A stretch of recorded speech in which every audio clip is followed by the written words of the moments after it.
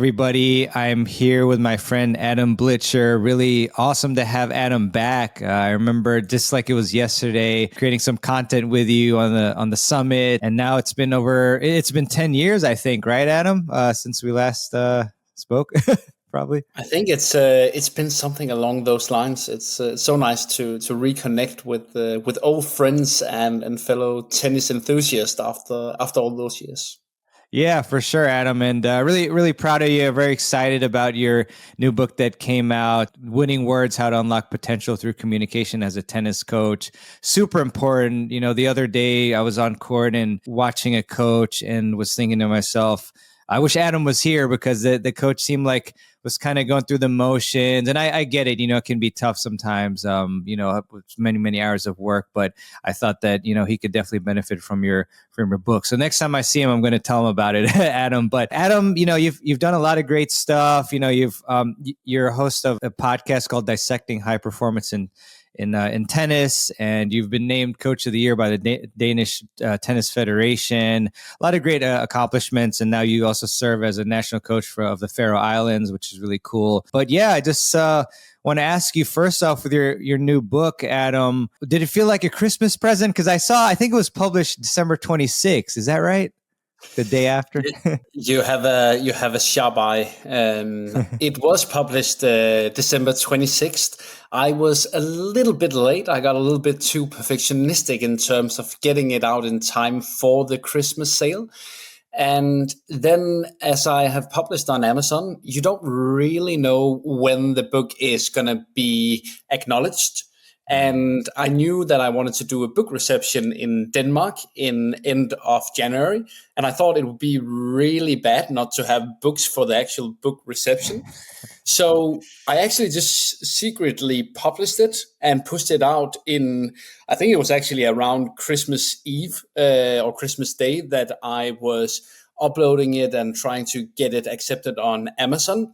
And I first started to say anything about the book at the end of January, a week before the book reception. But the sharp eye of yours saw that it was published officially in the end of last year. But the last couple of weeks, I have been a little bit more vocal about it being out. Yeah, very cool. I really like the artwork with the tennis racket as the O and words and things. So really cool. Good job with that. Whoever designed that. So, Adam, I was interested with authors to see like how they were inspired or what inspired them to write the book. So I'll ask you that. What inspired you to write Winning Words? Well, I think similar to yourself, I'm a tennis enthusiast. I've been coaching for a number of years and super just interested in what is it that goes into a good tennis coach. And to me, this book or project, if you call it that, it ties strings all the way back to 2012. I started in 2011 to work for the Danish Tennis Federation, started to help out in terms of training camps and traveling with the Danish junior national teams. In 2012, I started to get curious, like, have they figured out something completely different in Spain or in the States where you're at? Or like, is there something that we're missing in Denmark? And then in 12, I was interning in the summer period where I wasn't obligated to do any work for the Danish Tennis Federation. So I was seeking out this academy in Spain. I had a Danish contact who knew the academy director called Dan Kiernan, who's also a fellow colleague in the work or in the podcast space. He has a very good podcast called Control the Controllables Today. So I met with Dan and I was at the academy over the summer in 2012. And I remember very vividly after a couple of weeks, I was kind of reflecting in the evening. I was like, so the academy director, Dan, he's dealing with the same players as I'm dealing with. But every time he's on court, I can see how their eyes light up and like they're really listening intensely. They're not playing around with their rackets or the balls. And I also remember it hurt my ego a little bit that I had to admit, I can see every time they are on court with him, they develop faster than what I'm able to achieve. So I was like, what is it that he knows? What is it that he does that I'm not doing?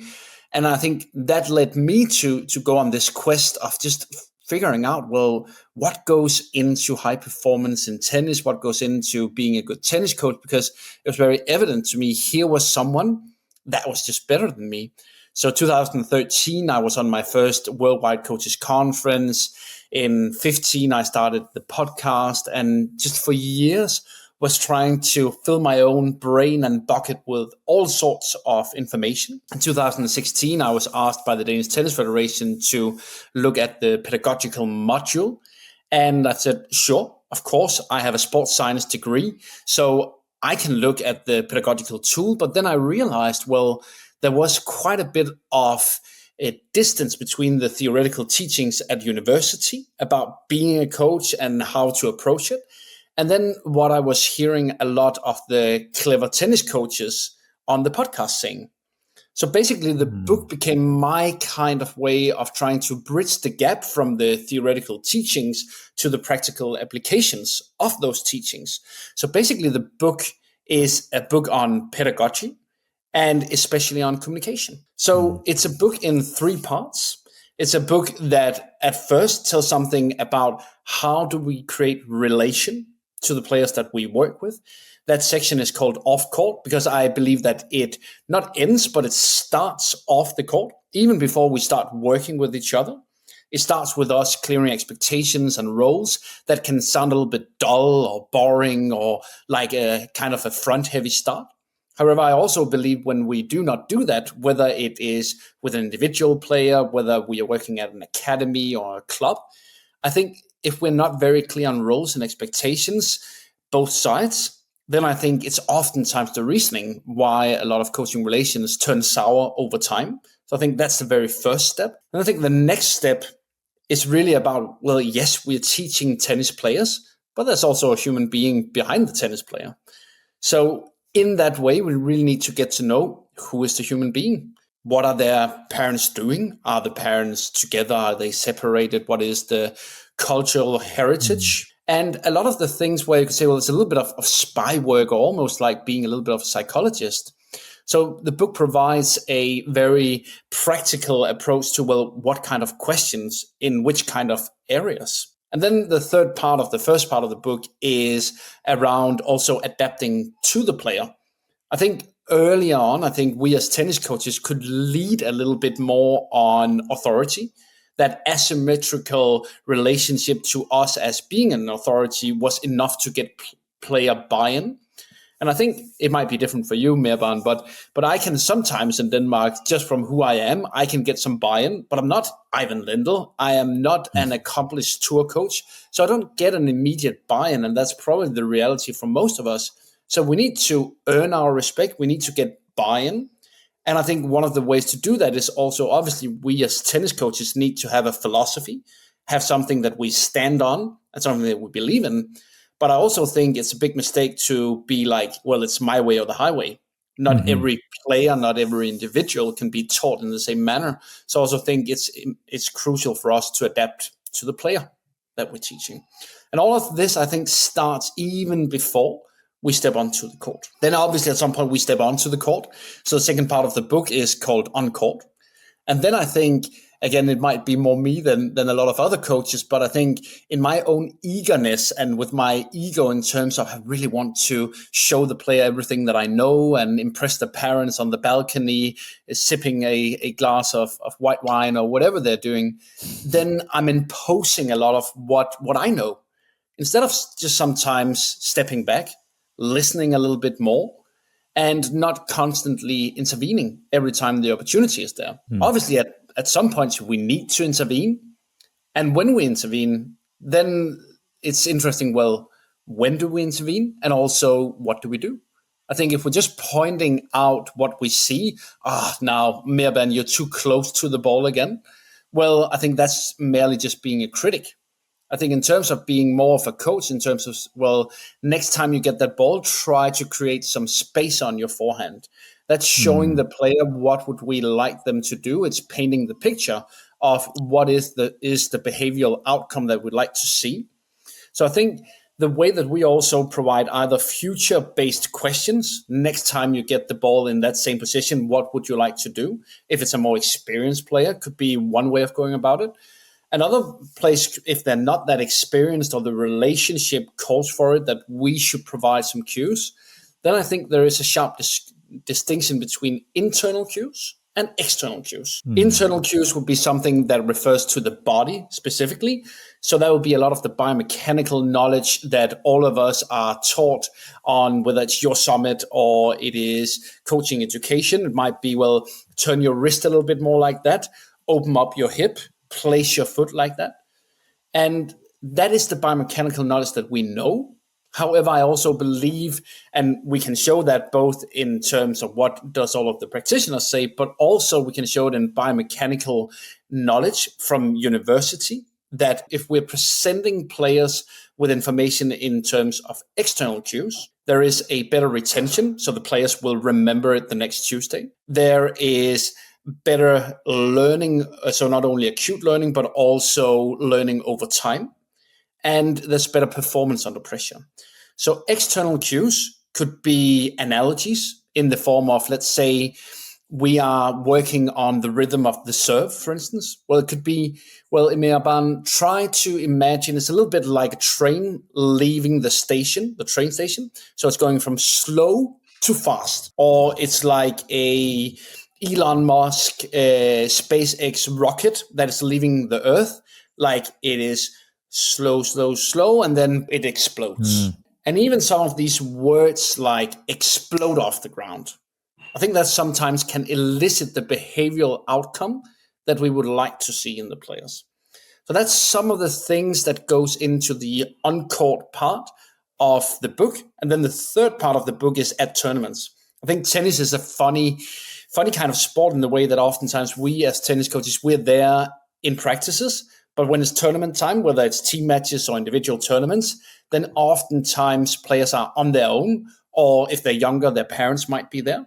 So it's also a matter of, well, how do we set up players before the match? How do we support them during the match? And how do we also tell the tale afterwards to have a developmental loop? I think one of the things that we sometimes do wrong before the match is that we're trying to rationally argument against the emotional state of the player. So we'll say, oh, Mirban, don't be nervous. There's nothing to be afraid of. Just believe in yourself. You got this.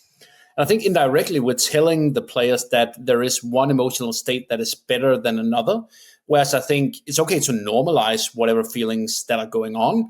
But I think our real job is to help players with their job description. What is their 1, 2, or 3 focal points? If you are an aggressive baseliner, it might be covering 2/3 of the court with your forehand. It could also be being aggressive on the opponent's second serve or staying close to the baseline. I think redirecting the player's attentional focus to the tactical focal points is much more effective than trying to be rationalizing the feelings. And I think that's where we often go wrong, and it's very well-meaning, but I think it's not very effective. And that's also the prerequisite for us after the match, being able to, despite the result, win or loss, living up to expectations or not, to start evaluating on, well, how well did you do on a scale from 1 to 10, where 1 was horrible and 10 was amazing, on covering 2/3 of the court? So then we have something to attach to, not only the result and it being, oh, yes, I won, or I'm so devastated I lost. That's a fantastic summary. Obviously going to break down each of the sections. So very interesting stuff. So with the first section, Adam, align, about building off-court relationships, you emphasize building trust before coaching can be effective. So, what are maybe some more ways that we can build trust? Because I have an example of kind of the opposite, where I don't want to get too many details, but there's a clinic that I used to help run, and then some new coaches came in, and then one of the coaches, quite young, and one of the first things she said, because she noticed when she was speaking that some players weren't listening, is she said, if you're not listening, then you won't be participating. And I don't know, I felt like it was kind of a bit of a shock to the participants, and they kind of got a bad vibe after that, at least some of them. So that just made me think of this section. But anyways, how can we earn a player's trust versus the opposite? I think trust is this intangible concept that all of us feel we know when there's trust in the relation. We also know it can take a long time to build up trust. And then you can do one action like that, then trust is gone. So I think that there is a guy called David Meister. He's tried to put trust on a formula. And I think there's something in there that we could think about as tennis coaches as well. I think it's about what we say. Do we say the same things consistently over time? Do we also do what we say? And then there's something about our transparency as coaches, not necessarily meaning that we're sharing everything, but how transparent do the players feel that we are? And David Meister says consistency plus reliability plus what he calls intimacy, I would say transparency, divided by self-orientation. So do we leave the player behind feeling like I'm there as a coach for myself to create good players that will make me feel good, or am I there for the player? I think that's 4 different parameters that we can add into as a tennis coach in terms of building trust. And I think trust is a little bit like, in the words of Mike Barrell, I think he has this great analogy of, like, if you have a water bottle, then whether we can help players or not, filling up their bottle with knowledge and filling them up with actually getting better at tennis, well, trust is what is deciding for us whether they unscrew the cap and we can get to help them. And if there's no trust, then it's like the cap is tightening. So I think there's 2 ways of initially building that trust. One way is just by authority, who you are, your previous results. If you are at the tennis academy or in the country club and you have a good resume and the players, the parents, they know that you have previously done very well, well, then already that cap is kind of unscrewing.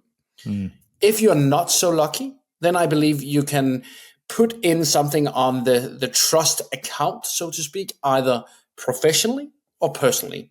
Professionally would be, well, I'm offering a tip and you succeed relatively quickly. I think we should, that's oftentimes our go-to.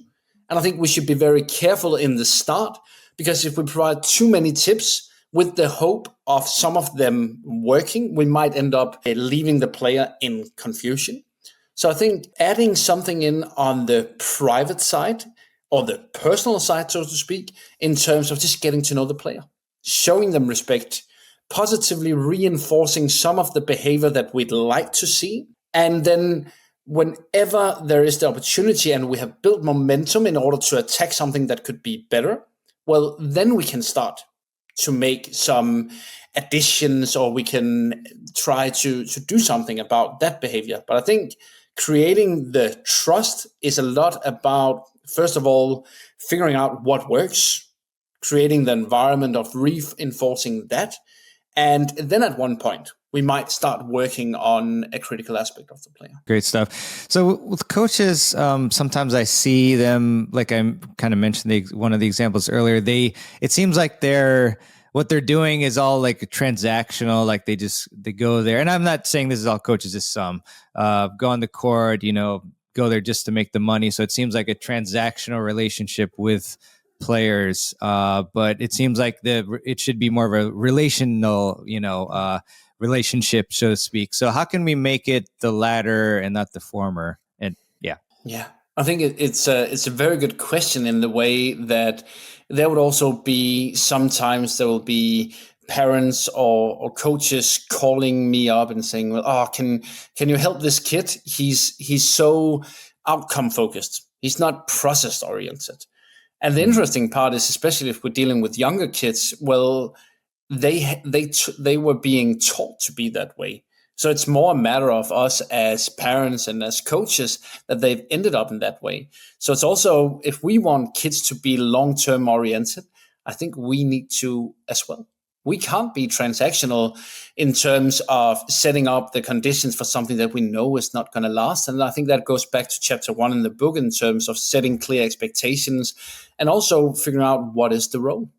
And I think, especially for parents living in places where there is a lot of coaching available, it can be very tempting to think that the next coach is going to be better, the grass is going to be greener.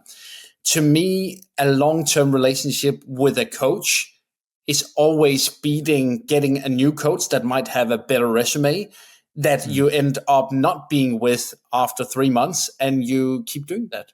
So I think figuring out and being very clear at the start in terms of to what extent is this a good match or not, and really being clear in the first part, I think that's much more important than springing on court with the next new coach and thinking that the grass is going to be greener. So I think a red mark or red flag is really coaches who are over-promising and promising the world in terms of, well, they're not going to live up to that over time. I wouldn't be able to either.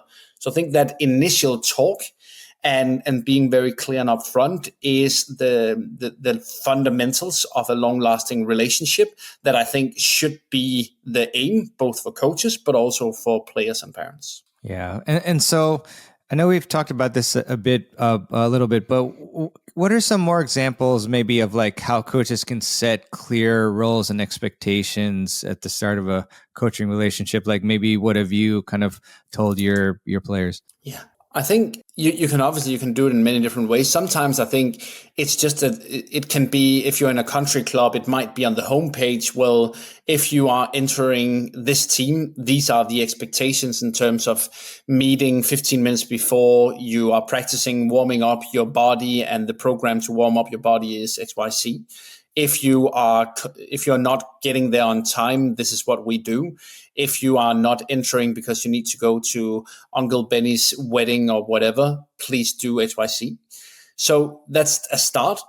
But in the cases where it's relevant, I also think it's a conversation, whether it's 10 minutes before someone enters the new team, and just being very clear about, well, what you can expect from me as a coach is that I will not constantly be talking. It's not because I'm not engaged or I'm laissez-faire, but sometimes I'll step back. And that's fundamentally because we in this club, or I, because of my coaching philosophy, I believe in you being a good problem solver. And if I'm constantly speaking, then you won't learn to think for yourself. And also, I'm not going to be with a basket all the time shouting and just feeding balls, because that's not emulating a live ball situation. It might look amazing. You will get sweaty and parents are going to enjoy it from the balcony. And I'm going to do it sometimes, but not all the time, because I fundamentally don't believe in that in terms of making you a better tennis player. Instead, we're going to do a lot of serves and returns and first balls, and it might be a little bit unrhythmic and not necessarily that fun of practice, but you're going to become a better tennis player. Already at that point, you're starting to also figure out, well, who would like to be a part of that? And be very clear about, well, this is what you can expect if you enroll in my program. If you do not feel like that is the appropriate fit, well, then you're welcome to go anywhere else. And also, I expect from you that you hustle for every ball. I expect from you that you show up on time. I expect that you are respectful. And a part of being respectful is saying hello to coach and the other players once you come to the site and before you leave. So putting in these non-negotiables, this is the bare minimum. Putting in boundaries, I would say one thing is creating good relationships to players, but I also think there needs to be some kind of a professional distance. If it becomes too friendly, either with players or their parents, well, then we might end up losing that respect that we just earned. And that can be super difficult because we want a good long-term relationship, but there also needs to be some boundaries. And I believe setting clear expectations, roles, non-negotiables, and also remembering the boundaries and address if a boundary is overstepped is really important in order to get the relation back to a place where we believe that it can last over the long term. So clearing roles, expectations, non-negotiables, and boundaries. Got it. Great stuff, Adam. So maybe one more question. Well, we'll see. On building off-court relationships is the sacred trust between coaches and parents, because we've talked a lot about coach to player, but what are the dynamics there with the coach and the parents? I think Nick Saviano said it in a wonderful way in terms of working with any player. We need to remember it's a sacred trust because we're working with someone's child. I think that is something that I'm not sure I could relate to 5 years ago. But having become a parent myself, it's a lot more obvious that no matter what, when we're working with someone, no matter the age, it is someone's child. So the parents will always, even though sometimes when you're just judging upon their behavior, you might think, they're silly, or what's up with those parents or with those players for that matter. But we need to remember that they have their child's best intentions of mind. And I think what I have learned over the years is when I started working for the Danish Tennis Federation, I thought, well, what is going on with parents? I'm getting these crazy long emails and phone calls at weird hours of the day. And I was very lucky to be mentored by older and more wise and experienced coaches than myself. And they were super good at just being a mirror in terms of me, in terms of saying, well, how transparent are you with parents about what you're doing and the reasonings? And I wasn't transparent enough. So I started including parents a lot more, not in the decision-making part, but just including them and being more transparent in terms of what we're doing, why we're doing it, where we are, where is it that we're trying to go towards, and in what way are we trying to do it. So there are now a lot fewer misconceptions, also meaning a lot fewer arguments with parents. They're still there. We can still discuss and disagree. But I think that upfront clarity in terms of roles and expectations, I really believe that's an important step that we oftentimes skip, because that also means breaking the good atmosphere short term initially, but it is a very, very good investment longer term. Yeah, 100%. So I know that, we did talk about coach giving feedback, but I do want to just highlight this portion again. So I want to ask you, how can coaches make their feedback more concise, impactful, and easy for players to absorb? Is it that kind of, visual comparison that we talked about? Are there other ways as well? I believe external cues, which means something that is referring to outside of your body, that could come in different forms. It could, for instance, be an external cue that is visual in terms of saying, well, Mirban, in the next 2 minutes, what I want you to focus on is hitting half a meter above the net, or we throw down some yellow throw down lines, and this is where you ought to be aiming for. Then it could be in the form of action verbs in terms of explode off the ground. It could be in the language of someone like Louis Kaya, the British coaching legend, or I think actually he's Canadian by origin, but he's coaching for the LTA. So he has a whole language in terms of volleys that could be like try to tap the volley, catch the volley. And I think what that kind of language is eliciting is the feeling that we ought to feel once we do it. And if we focus too specifically internally on a specific body part, then we know, both from practical experience, but also from science across sports, that there is too big of a risk for paralysis by analysis. So action verbs or analogies that is relevant to the player that you're coaching. So those would be collaborative. For instance, the other day on court, I had a player, and the player was not getting high enough up on the serve. So I could go into the explanation of, well, it was a right-handed player, and the player needed to push more off the ground with the left leg. And then I started to make this story and analogy together with the player. I could say, well, push more on the left leg. But I could also, what I did was I said to this player, hey, do you like apples? And luckily, the player said, yes, I do. And then I said, well, do you believe that the best apples are the ones that are lowest in the tree or highest in the tree? I don't know the answer, but I was kind of implying that it's the ones high up in the tree. And the player said, I think it's the one highest up in the tree. I said, I think so, because they are the best protected. And then I said to the player, okay, so next time you serve, why don't you go for the best apples in the tree? Really try to reach to the highest and best apples. That was everything that I said. The reasoning being that we're not creating this paralysis by analysis of over-focusing on that left leg. It could also be on a serve where it's the opposite, where the player is not landing into the court on the serve, so it's the right leg of a right-handed player that needs to push off the ground more. Well, then it could be co-creating the analogy of, well, have you ever been jumping into a swimming pool before? And the player might be, yeah, of course I have. Okay, have you ever hit the curb of the swimming pool before? Most players hopefully will say, no, I haven't. But a lot of players will also say, well, at one point I was looking at a compilation at YouTube or Facebook or TikTok or whatever. And then we can agree upon, is it a good idea to hit the curb? No, it's probably going to hurt a lot.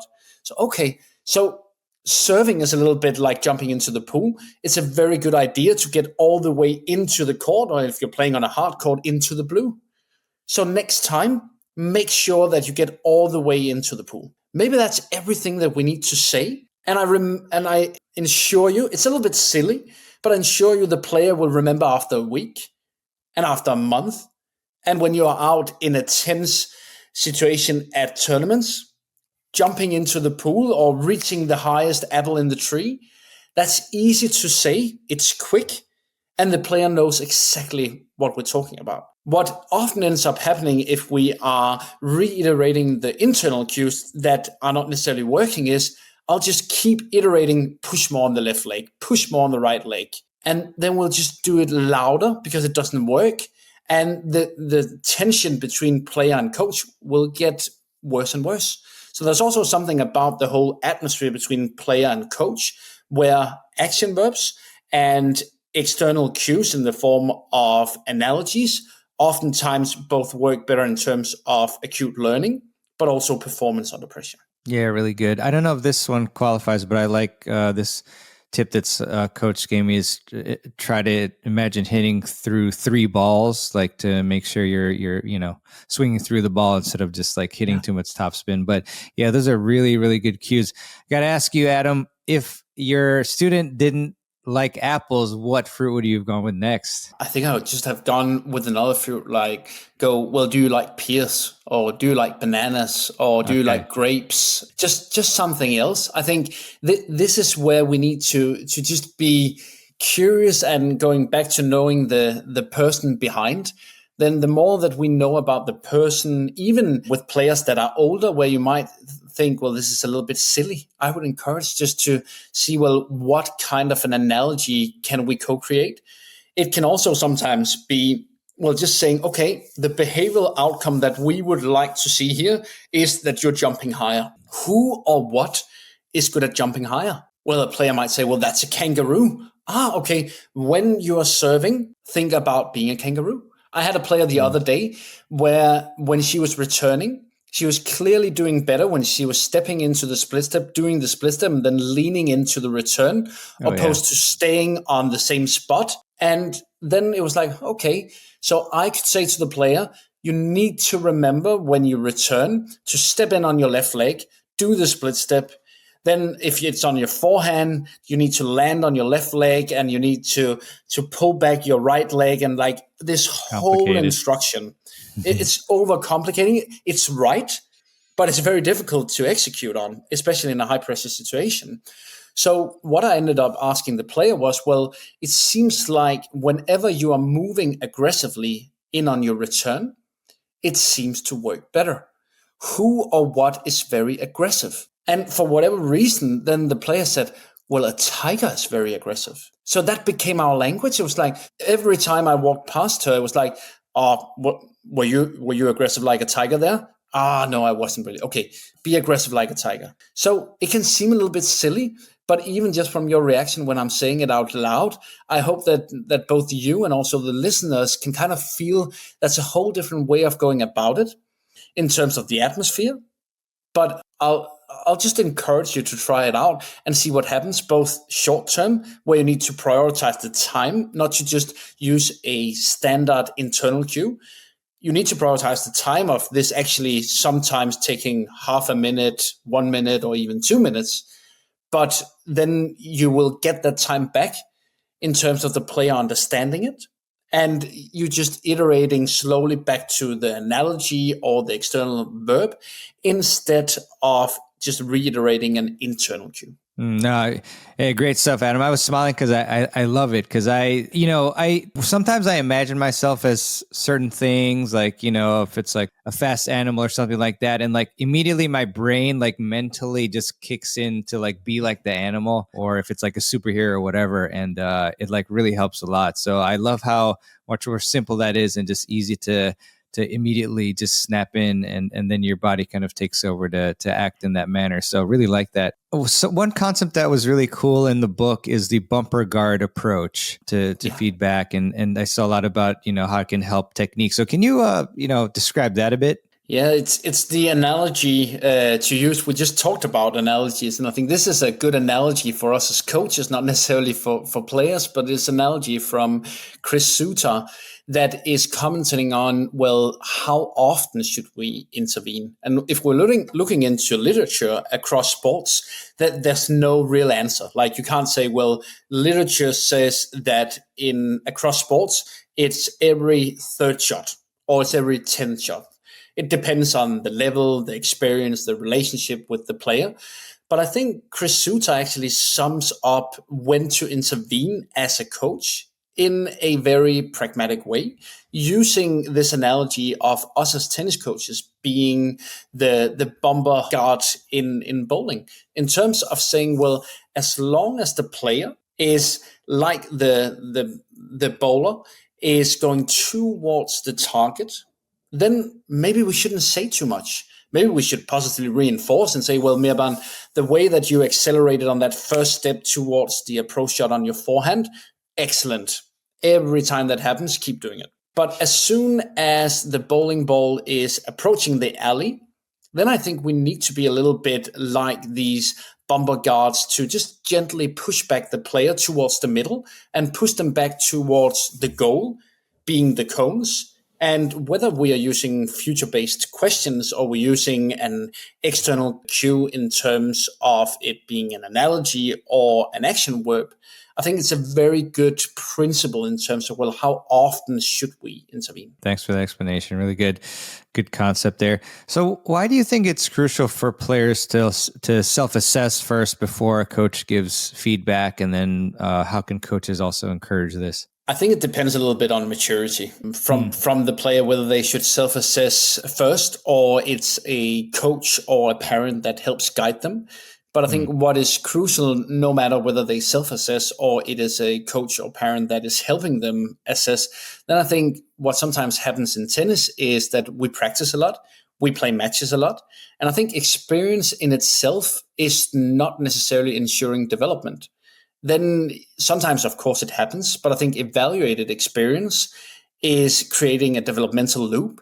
I also think sometimes in terms of motivation, we can talk about players that play for fun or play like seriously. But I think no matter the reason why you play, then we know that development, that is fun. So even the players that turn up one time a week or two times a week, it's also important that we help them develop, whether it's solely from being in practices or playing tournaments.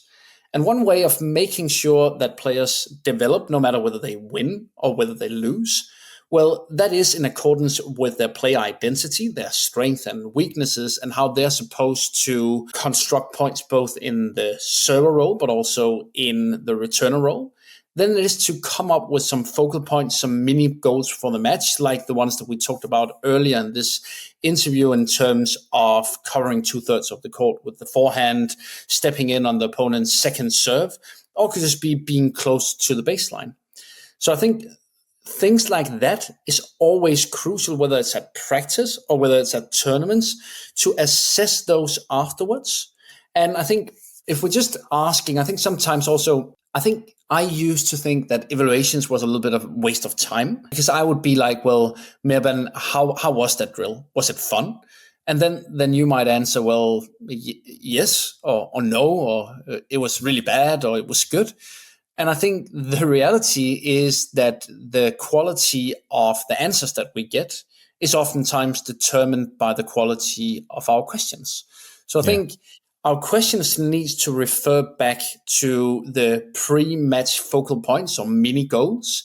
And then depending on the player, If they are not that experienced, if they're not that old, then help them with a scale question. A scale question meaning on a scale from 1 to 10, where 1 is you did a really bad job and 10 you did amazing. How well did you do on covering 2/3 of the court with your forehand? Then you might say, I think today I really didn't think it went well. It was a 3. Well, then you as a coach or as a parent, you can say, well, why wasn't it at 1? So then you get the player to reflect on to what degree were you actually doing something good on covering 2/3 of the court with your forehand. So then they talk a little bit about that. And then you can take them into the future by also shining light on what needs to improve in the form of saying, okay, if today was a 3 and the reasoning why it was not 1 was XYZ, if you were in your next match to raise it to 5, what do you need to do differently? And to me, it's surprising, even in a younger age, like 8, 9, 10 years old, how often players actually kind of know. And after just a couple of times, they will know. And if they say, I don't know, I just played like shit, then I think we can help them. That's where we can jump in as coaches and push our narrative. An idea might be in terms of covering 2/3 of the court with your forehand. It might be to be a little bit quicker on your first step. Or it might be to really be pushing off in your recovery step. Or you need to be faster post your serve on that first recovery step going back to the baseline. So I think the way and the quality of our questions will also determine their answers, and their answers to the questions that link back to the pre-match focal points. That is ultimately creating a developmental loop. Brilliantly put there. So with the pre-match preparations, I mean, what are some keys there, considering, of course, the coach to player relationship, and then, how can they communicate best with the player to prepare that player? I think first is the pre-match hit is an interesting one. It's something that we do in tennis, hitting a little bit up and down the middle, potentially a little bit cross court, going through the motions of volleys and smashes, and taking a little bit of serves, potentially playing a few points, depending on whether you got full court or half court or whatever. I think one very important thing to consider in the pre-match hit is it's not the time to do any changes. It's the time to keep the atmosphere light. It's also the time to be a little bit more tolerant of the patterns of the individual player, knowing that they are likely a little bit more tense. So where I think on the practice court, you could be a little bit tougher and you can make changes, I think the pre-match hit is a time to be tolerant. It's a time to primarily be reinforcing what works. And then I think another thing is when you then step off the pre-match practice court, it is saying the last few words to the player, whether that is immediately before stepping onto the court or 5 or 10 minutes before. I think this is where we really need to be conscious of, well, what do we leave them with? I think less is more here. Oftentimes just some practical stuff in terms of, well, have you filled your water bottles? Is everything, do you have a banana? So on. Do you have your electrolytes? And if we are to say anything, I think it's mostly making sure that the player is aligned on the pre-match focal points. I also think, depending on the experience of the player, sometimes even just writing them down on a piece of paper and just reminding them, sometimes in the heat of the match, you might forget the pre-match focal points because you get caught up in the results and what is going to be the byproduct of me losing this match. What is my ranking going to be? What will I say to my coach afterwards? Just sometimes at the changeovers, looking back at the pre-match focal points is an important reminder. And then some players might, before the match, be emotionally a little bit troubled. And that's where I think, well, us normalizing whatever they're feeling, saying, well, it's completely natural that you're feeling a little bit nervous once you are to step out on the court. Despite you feeling nervous, you can still refocus to your game plan. And your game plan is, it's okay that you are not thinking positive all the way or that you're not enjoying it. I think a well-meaning advice that I've so often given to players is, well, just go out there and enjoy yourself. And I think it's very well-meaning in the sense that we would love for all players to just go out there and enjoy themselves. However, I think the reality of our reptile brain is that amygdala is sending out worrying signals. And if we're down 30-40 and we miss our first serve, it's natural that our brain goes off. Yeah. And it says like, don't double fault, don't double fault. Yeah. And I think that's not the time to try to convince yourself to think positive. It's a time where you need to control your focus and consciously redirect it to explode off the ground or trying to hit a specific target. And whatever you need to refocus to, that is a conversation and a decision before you go to the match court. That's a conversation between you as the coach and the player on the practice court. And I think in there, I think especially myself, I haven't been good enough earlier on to have those conversations with players. And then we end up with them needing to take the decision of, on a serve, there's so many different things that are important. That could be the toss, the way that you push off the ground, where you hit the ball, how you use your breathing. But if you try to focus on all of those things, in reality, you're not really focusing on anything. You need to figure out what is the lead domino, what is the focal point, that if I focus on that more times than not, this will make all of the others be less relevant or fall into place. And I think when we see players where we feel like, oh, they're mentally weak or they're freezing or they're overthinking, I think it's a matter of not having consciously chosen between all of the focal points that are relevant, but just choosing one of them. That doesn't mean that you will always succeed, but it's a little bit like if you imagine having 6 different tennis balls in front of a player, and then you throw them all at once to a player and you say catch. It's going to be super difficult to try to catch all of those 6 balls. But if you only have one tennis ball, if you consciously chose, well, I'm going to focus on exploding off the ground, and you throw that ball to the player, well, 8 out of 10 times or 9 out of 10 times, the player will catch the ball. And that's simply due to having made the decision on the practice court, opposed to having to make that decision under pressure on the match court. Right. So better to refocus on those, 1 to 3 focal points. That's more, strategic or visual rather than, just think, oh, you can do it. It's not enough, I guess, in that situation to overcome how stressful the situation really is for you. So that's great stuff. And, I guess one tricky thing, and especially with, obviously most of the listeners are, or pretty much all are not like, top pros or something, but, there's been coaching now for a little while, like allowed and whatnot in tournaments, but also, you'll have coaches or parents and whoever watching, juniors and adult players. So in terms of that sort of like visual for, I know when I'm playing and, after a point, I might look at my supporters or if the coach is there, captain. So what are some tips there in terms of how maybe the coach and even maybe whoever's watching should be maybe acting to help the player feel more calm and confident and whatnot? I think the first step is probably accepting that it's okay not to be calm once you are competing in a competitive sport. I think it's utopia to think that anyone competing out there is going to be calm, collected, enjoying it. I think we sometimes confuse when we're looking on the telly and we're looking at the best players because they're very good actors. They're good actors in the way that they're controlling their body language. They're not necessarily controlling their emotional state. But due to them looking confident, due to them looking emotionally calm because they're controlling their body language, we confuse that for them controlling their emotional part. So I think the first step is just accepting that it's okay to have different kinds of emotions. On the best days, emotions are all good, and we're in this kind of flow state. However, if we're only allowing ourselves to execute on our game plan and do the behavior that we desire on the days where all of our feelings are in line, well, then we might only have 1 or 3 or 5 good days on the match court. So you can be sure that all of the best players, male and female players, juniors as well, their emotions are not always in the way that they would desire them to be. But that doesn't dictate their behavior.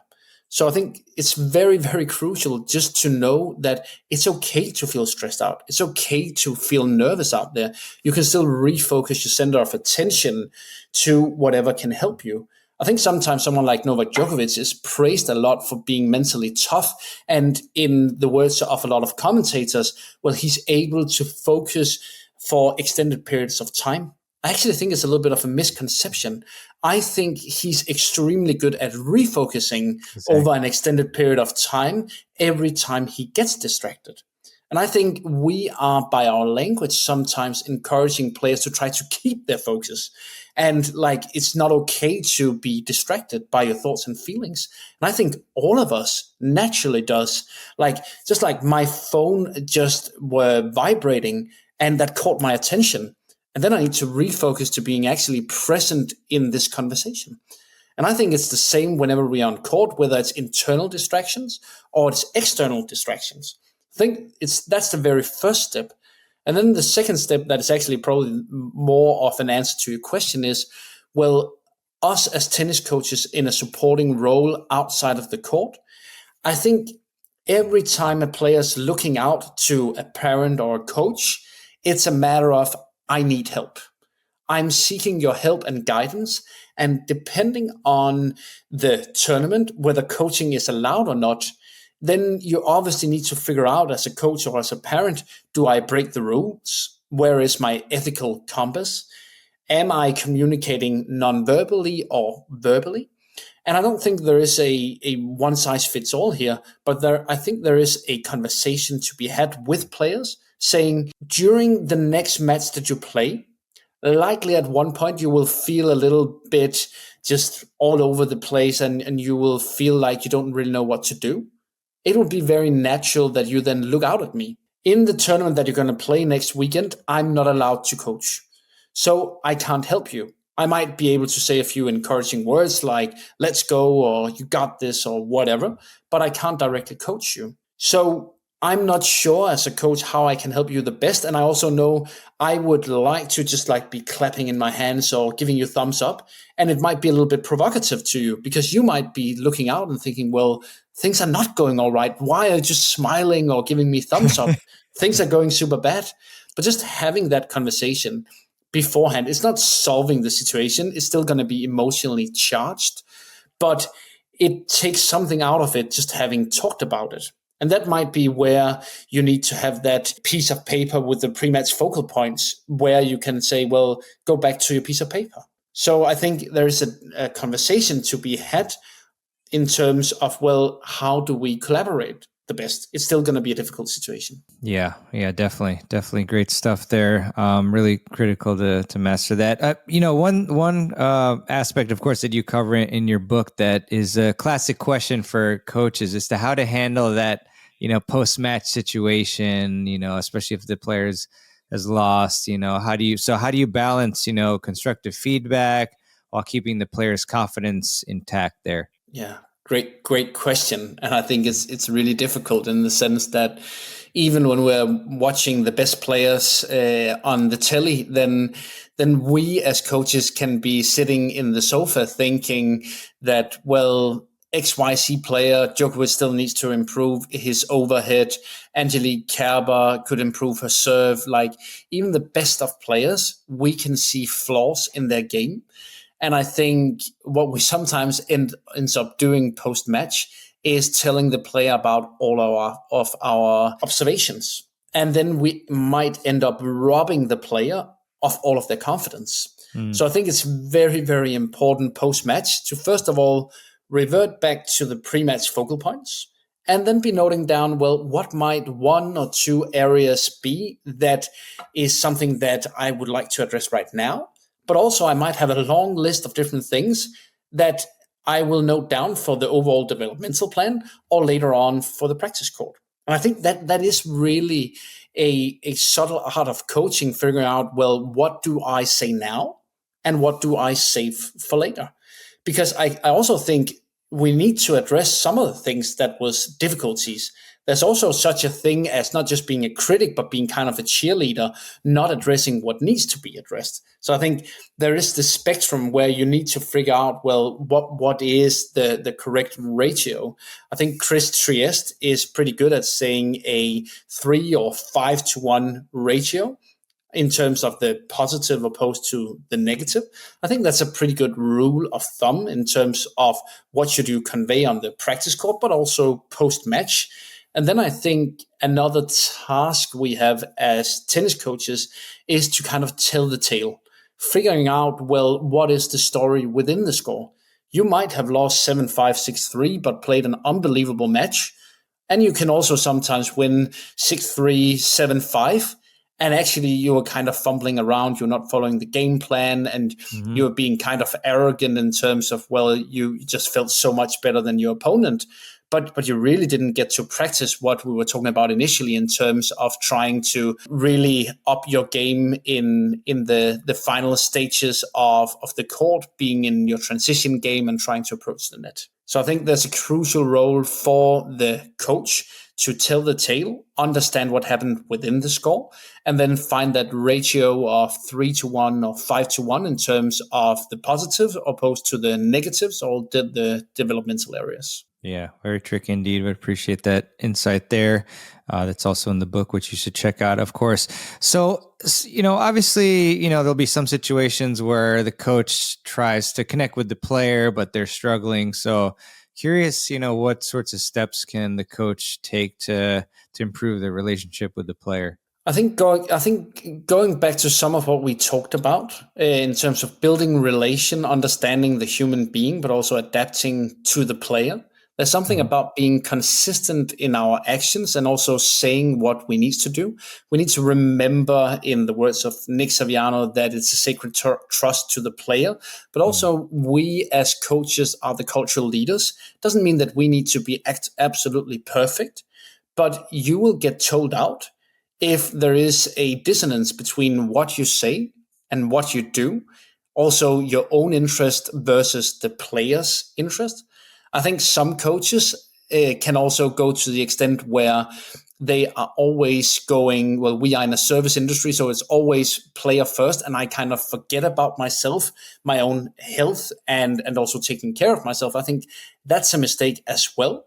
But we need to remember it's a service industry. We are serving players and parents, and therefore we also need to adapt to their needs within the constraints of our own coaching. Yeah, 100%. And, in terms of advice to younger aspiring coaches about just developing their own voice and communicating effectively, what would you give to any of those folks listening to the podcast? I think Alistair McCaw gave me a very good advice when I first met him in 2015, which is closing in on being 10 years ago. And he was very supportive of me as a young coach. And what he said to me was, you need to develop your coaching philosophy.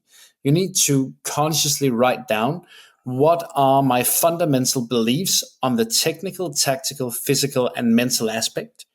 And you need to have that as a document that is constantly evolving, but you need to figure out what you stand for in order to not be a pushover for the resistance that you will face from other coaches, from parents, and from players.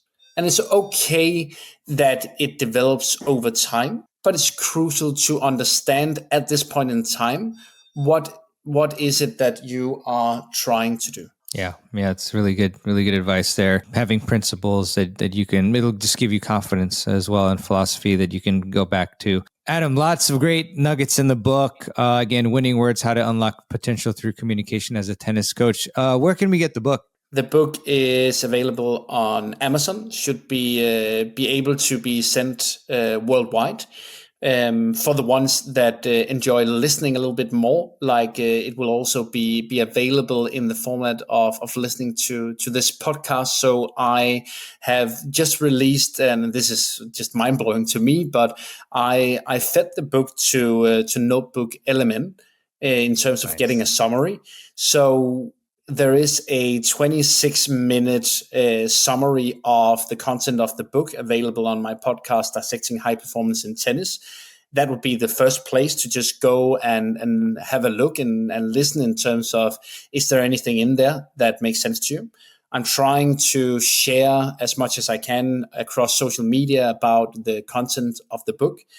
I will also on the podcast during the next couple of weeks and months, each week I will release one chapter, 1 week apart.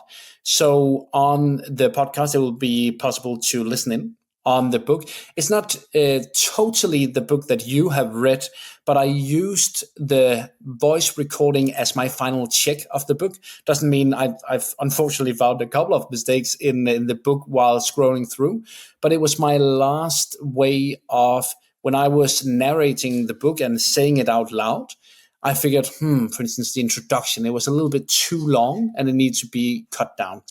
The chapter checklist needed to be rewritten a little bit.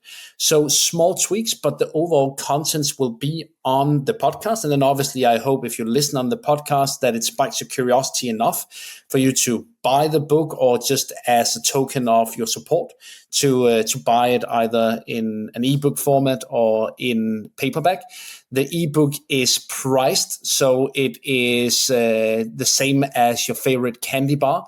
So you could consider skipping one of those and then just getting the paperback instead. That would be a huge help, and that would mean a lot to me. Yeah, definitely want to do that. And I will link to the book, of course, in the show notes page. So just check that out, and you can just click and get the book and support Adam. Besides getting the book, which should be the obvious next step, what do you suggest for the audience as their next step? I guess, keeping in mind from the viewpoint of a coach, what they should do next. I think the most important part, and I'm saying this consciously to myself as well, is checking our own ego at the door once we step onto the court as coaches. It is biting your tongue whenever you feel like saying something. Just stop and reflect on, is this really something that I am going to say? Or will I just let the player problem solve themselves and then jump in and positively reinforce when I see something that I really like? That's really good advice. That'll go a long way. Adam, it's been a pleasure. Just any last thoughts before we adjourn for today? For me, thank you so much for having me on the podcast. It's been a pleasure to reconnect. We have had the opportunity to connect various occasions over the years in different places, at least of me being in Denmark in different life circumstances. And I'm just very happy that you that you wanted to have me back. So thank you very much, Mirban, and congratulations on everything that you have done and what you have been doing continuously.